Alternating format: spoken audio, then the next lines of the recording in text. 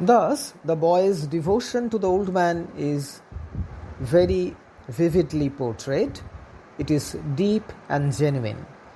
Deprived of the opportunity to accompany Santiago because the boy's parents have begun to regard Santiago as unlucky, the boy asserts his bond by bringing food for the old man to eat and some sardines to serve as baits. When the old man has returned from his unlucky expedition, the boy attends upon him with the devotion not only of a pupil but a son. Indeed, it is impossible to doubt or question the spiritual kinship between the old man and the young boy. The boy inherits the knowledge of the old man, though not his blood.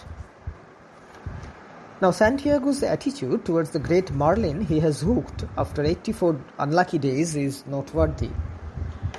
As he says to the Merlin, quote, "I love you and respect you very much, but I will kill you dead before this day ends," unquote. So, this is what he says. He calls the Merlin both, quote, friend and brother, and regrets that he must live on the sea and kill his true brothers. How deplorable that those who will feed upon this Merlin are not worthy of it. As he says, quote, "There is no one worthy of eating him from the manner of his behavior and his great dignity," unquote. The old man attributes to the Merlin a capacity for thinking. For instance, he imagines that the Merlin is following its own plan as it circles the boat. He thinks that he must convince his prey. He imagines that the Merlin may, quote, "decide to stay another night," unquote. The very desire to prove worthy of this creature's admiration provides additional strength to Santiago's weakening body.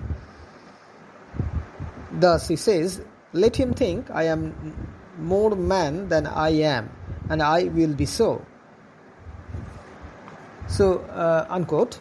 Killed and lashed to the boat, the Merlin appears to Santiago no less dignified.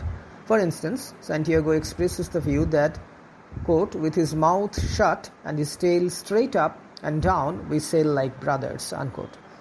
When the Merlin's body is first mutilated by the sharks, Santiago thinks it was as though he himself were hit. And when the bad-smelling sharks, the scavengers as well as killers, devoured the Merlin, Santiago can only murmur, quote, "I am sorry, fish," unquote.